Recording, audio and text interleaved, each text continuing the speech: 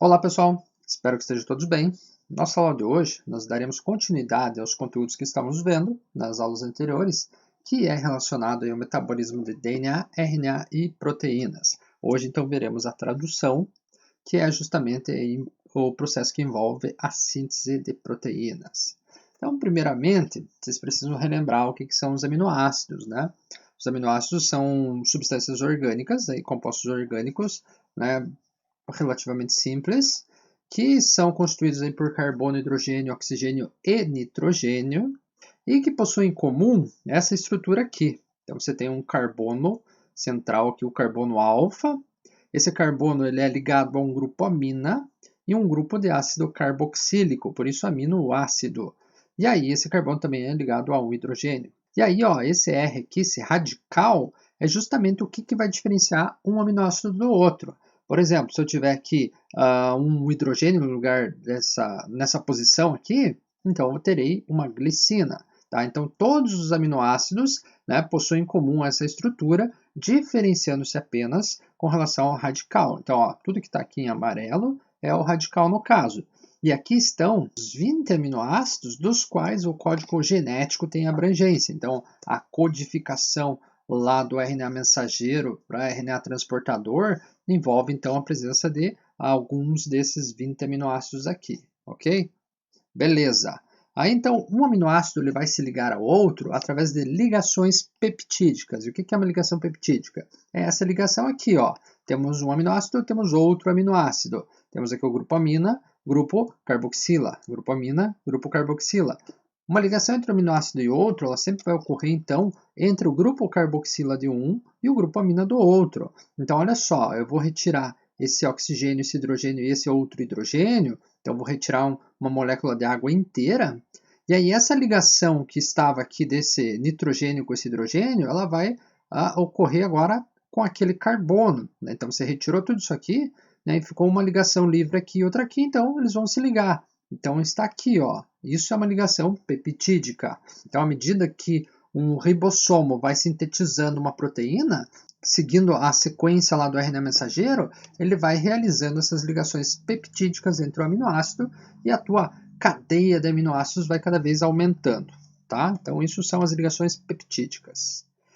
E as proteínas, como vocês já sabem, né, elas possuem 4 diferentes níveis estruturais. A estrutura primária é simplesmente a nossa linha aí de proteínas, é o polipeptídeo propriamente dito. Você pegar lá os aminoácidos, a sequência de aminoácidos, né, ligados entre si por ligações peptídicas. E aí nós temos a estrutura secundária. A estrutura secundária ela pode ser uma alfa-hélice, como isso aqui, ou uma beta-folha, por exemplo, que é uma estrutura mais plana. Essa aqui ela forma uma espiral, ou seja, ocorrem interações entre esses aminoácidos que estão compondo essa proteína, e essas interações fazem com que você tenha essas estruturas secundárias. Aí nós teremos ainda estruturas terciárias. Olha só, essa alfa-hélice ela está aqui, tá vendo? Aí tem uma dobra, que pode ser que tenha outra, que outra. Então essas dobras entre estruturas secundárias formam aquilo que a gente chama de estrutura terciária. E aí nós temos a estrutura quaternária, então, que ela vai envolver aí diferentes domínios. Você pode ter, por exemplo, uma proteína que é formada por diferentes subunidades que vieram de diferentes regiões do DNA. Você pode ter aí a união de metais, né, com fatores diversos aí. E vai ser a estrutura funcional dela, tá? Então ela vai estar organizada tridimensionalmente, né?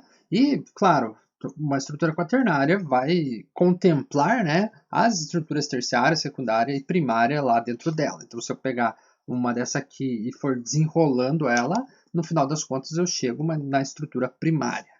E as proteínas, elas desempenham diversas funções no nosso organismo. Basicamente, tudo no nosso corpo, e não só no nosso corpo, mas em qualquer organismo vivo, é realizado por proteínas, ou tem proteínas envolvidas no processo. Então, aqui eu coloquei alguns exemplos, né? Proteínas envolvidas na catálise, né? Que são as enzimas. Então, favorecem, realizam reações químicas. Temos aí proteínas estruturais, por exemplo, o colágeno na nossa pele, a queratina da pele, do cabelo.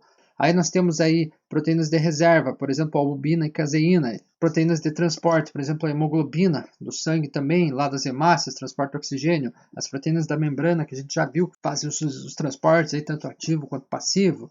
Aí temos as proteínas contráteis, são responsáveis pelos movimentos, né?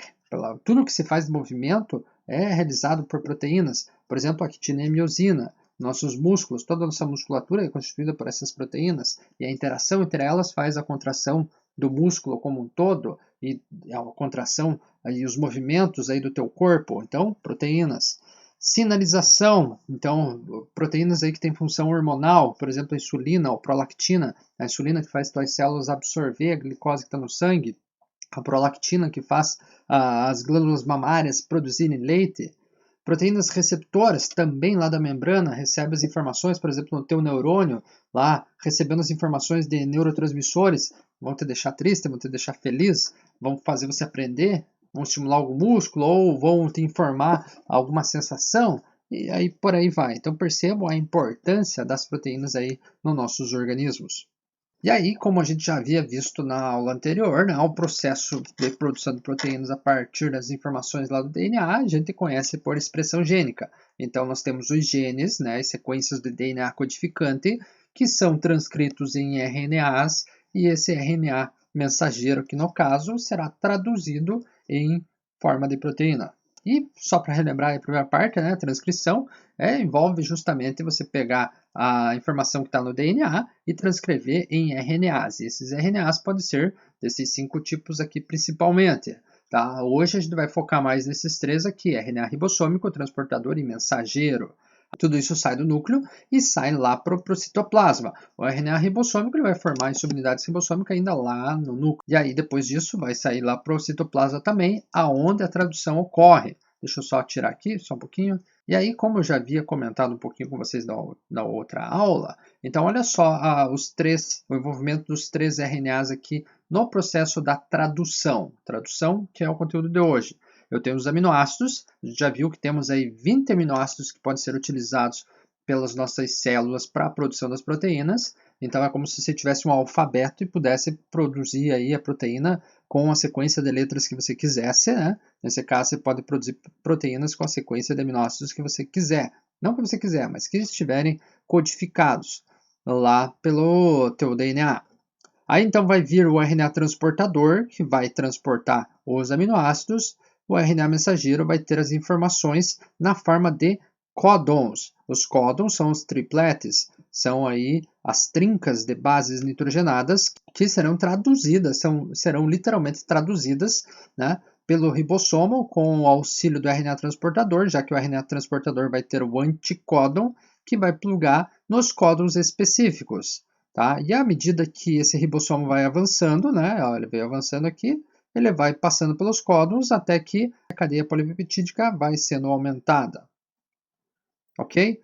Só para esclarecer então, a transcrição ocorre no núcleo, a tradução ocorre no citoplasma, isso em eucariotos. Já nos procariotos, isso ocorre simultaneamente. Então, deixa eu voltar aqui.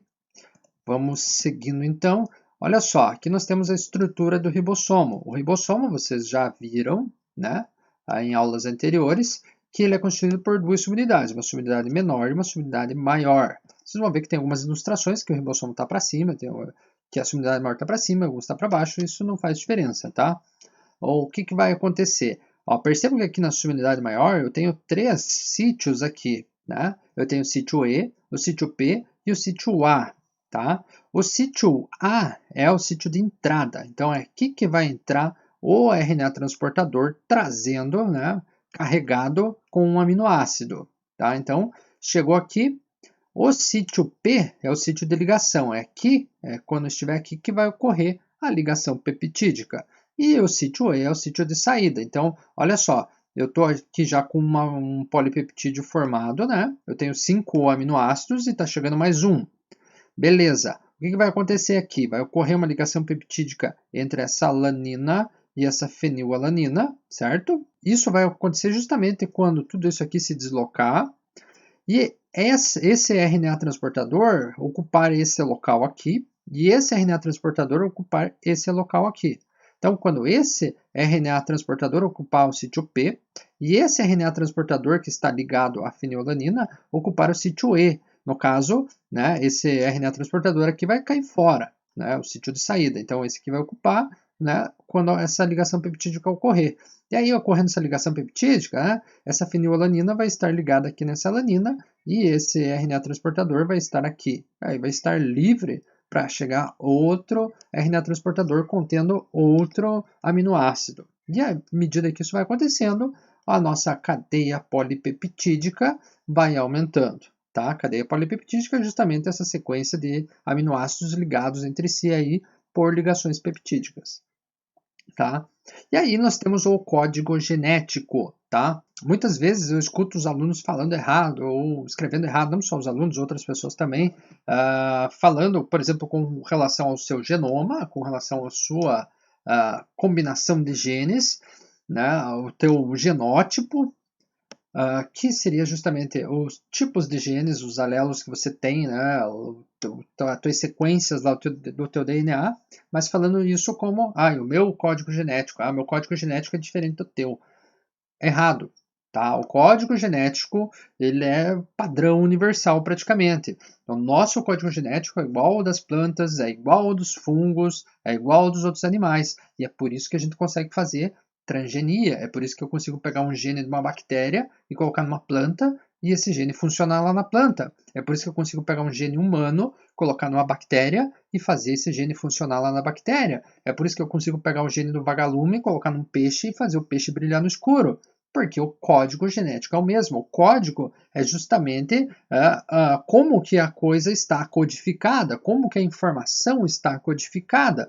Então, as sequências de DNA, minhas e de vocês, que serão diferentes. Ou seja, nossos genes serão diferentes, vão ter variações, mas o código que é usado para leitura, para interpretação, que o nosso organismo utiliza, é o mesmo. Então, sempre que tiver lá, por exemplo, uma sequência de AUG no teu RNA mensageiro, no meu, ou numa planta, ou de um fungo, lá um cogumelo, ou de qualquer outro organismo desse, né, o ribossomo que vai estar lendo lá isso, ele sabe que ali vai entrar uma metionina. O que vai fazer nós nos diferenciarmos vai ser justamente a sequência polipeptídica que vai ser produzida, ou seja, as nossas diferenças estão nas proteínas que são produzidas no nosso organismo.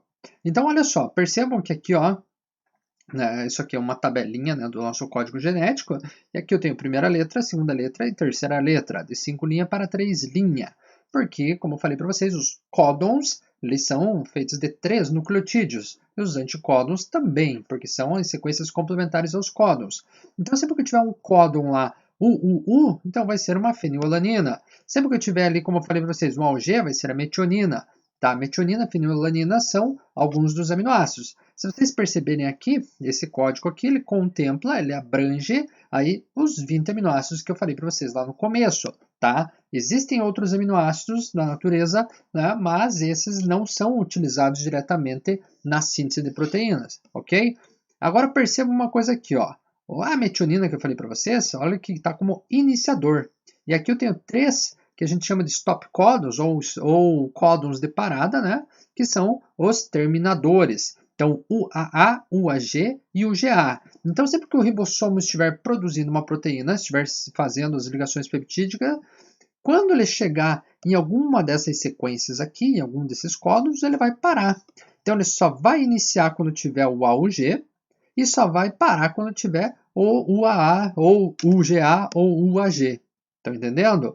Então, o RNA mensageiro, se ele não tiver um códon de metionina, ele nunca será, então, traduzido. Ele nunca vai produzir uma proteína, ele nunca vai gerar uma proteína, entenderam? Então, precisa desse códon. Então, você pode ter lá centenas, milhares de códons, de nucleotídeos, né, sequências ali repetitivas, enfim. O ribossomo vai lendo aquilo, vai lendo aquilo, vai lendo aquilo, a hora que ele achar um AUG, opa, a partir daí ele começa então a síntese das proteínas. E quando chegar um desses, ele vai parar. E aqui nós temos aí um resumão, né, de como que isso acontece. Deixa eu tirar aqui de novo. Então, olha só. Assim como nós tínhamos na replicação do DNA, aqui nós temos aí uma iniciação, um alongamento e uma terminação. Tá? ou então parada, no caso. O início vai ser justamente a montagem, né, a ligação entre o RNA mensageiro, a subunidade menor e o RNA transportador carregado. Então, olha só, aqui já ocorreu então essa montagem. Então, isso é a iniciação, todo o processo aqui da montagem. Aqui ele já se ligou justamente ao start códon, que é o códon da metionina. Aí vai vir a subunidade maior, vai montar em cima, e aí você vai ter então o alongamento, que é quando o ribossomo vai percorrendo esse RNA mensageiro, né? Ou o RNA mensageiro vai percorrendo pelo ribossomo, e vai então ocorrendo a síntese das proteínas. Então, olha só, aqui estava a metionina, vamos supor que aqui estava um códon de alanina logo em seguida. Então, vai chegar aqui o RNA transportador contendo o aminoácido alanina, vai chegar aqui, vai ocorrendo as ligações peptídicas, vai se deslocando, o RNA transportador que estava vai sair fora, vai chegar outro, e à medida que isso vai avançando, você vai então crescendo a tua cadeia polipeptídica. Quando ele chegar no stop códon, aí parou, tá? Então tudo isso se descola, tudo isso se desmonta, os ribossomos vão lá produzir outras proteínas. Essa sequência polipeptídica aqui vai começar a sofrer então as modificações pós-tradicionais, então vai ocorrer o enovelamento da proteína, ela vai se dobrar, ela vai se estruturar naquelas estruturas secundárias, terciárias e quaternárias, e aí vai assumir suas funções aí na célula. Ou vai ser exportada, vai para outro local do corpo, né? Vai cair no sangue, vai lá para outro local. Ok? Então, beleza. Então, seguindo, né? Então, olha só, isso aqui é uma visão geral aí da síntese proteica. Perceba que ó, em cima nós temos o DNA, né? E o DNA ele serve de molde para os RNAs ribossômicos, para o RNA mensageiro e para o RNA transportador. Para cada aminoácido nosso, né, para cada sequência daquelas ali do código genético, você precisa de um RNA mensageiro, um RNA transportador específico. Aí o que vai acontecer? Os RNAs ribossômicos vão produzir os ribossomos, o RNA mensageiro vai servir de molde para o nosso polipeptídeo, para nossas proteínas, e o RNA transportador vai carregar.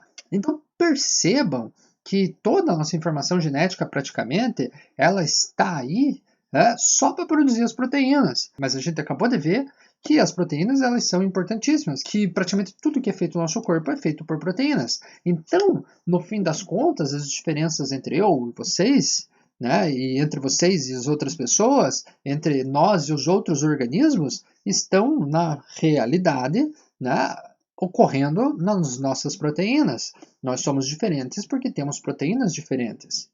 Tá? E por que nós temos proteínas diferentes? Porque o nosso DNA é diferente. Então, o nosso DNA ele controla tudo, como dizem. Na verdade, quem controla tudo são as proteínas. O nosso DNA ele é a fonte da informação para a produção das suas proteínas. E se você não tiver uma alimentação aí balanceada, correta, que contenha todos esses aminoácidos, principalmente os aminoácidos essenciais, que são aqueles que o nosso corpo não consegue sintetizar, aí você pode ter, de repente, algumas falhas aí no teu metabolismo, algum problema aí no teu desenvolvimento, tá? Mas então lembrem, as diferenças entre as pessoas e entre os organismos, elas ocorrem a nível genético, né? Mas são expressas a nível proteico, e essas proteínas aí que acabam gerando as diferenças que nós conseguimos perceber. Então, se alguém tem a pele mais clara, se alguém tem a pele mais escura, isso é porque tem mais proteína, menos proteína, a proteína que pigmenta mais ou proteína que pigmenta menos, porque lá no DNA tem uma sequência que faz isso acontecer ou isso não acontecer, como é o caso do albinismo, a pessoa que não expressa a melanina, que é a proteína que pigmenta a pele, ok? Beleza. E aí, por fim, nós temos aqui o que nós chamamos de dogma central da biologia molecular. Então, a partir do momento que foi descoberta a estrutura molecular do DNA, né, e todos esses processos que a gente estava vendo até agora, né, conseguiram perceber que existe, então, esse fluxo das informações genéticas. Então, o DNA ele pode servir de molde para outro DNA, então, no caso, vai ser replicação do DNA, ele pode ser replicado, então você vai ter a replicação semiconservativa. O DNA também ele pode ser transcrito em RNA, tá? O processo de transcrição. Mas o RNA ele também pode servir então de molde para a produção de DNA, porque se eu tenho metade da informação aqui, pensem bem, eu posso sintetizar uma fita a partir dessa informação e aí trocar essa fita por outra fita de DNA e eu tenho um DNA, certo? Isso que alguns vírus fazem. Os retrovírus fazem esse processo que a gente chama de transcrição reversa. Eles são vírus de RNA, invadem o teu corpo, utilizam o maquinário do teu corpo e produzem então um DNA baseado no RNA deles. E aí enfiam esse DNA viral, no caso, no meio do teu DNA. E temos o processo da tradução, que é o que a gente viu hoje, que é pegar essas informações e traduzir então na forma de um polipeptídeo, na forma de uma proteína. Tá? Tudo isso então funciona, né, basicamente para a produção das proteínas, para a perpetuação aí das espécies. Né? As proteínas, por sua vez, atuam fazendo todos esses processos aqui e todo o nosso metabolismo, ok? Então, por hoje era isso, espero que vocês tenham entendido, espero que tenham curtido a aula, espero que tenham expandido mais aí a interpretação do próprio corpo, né, o conhecimento do próprio organismo, né, das questões genéticas, das questões das diferenças entre um organismo e outro, uma pessoa e outra, beleza? Então, fiquem bem e até a próxima aula. Tchau para vocês.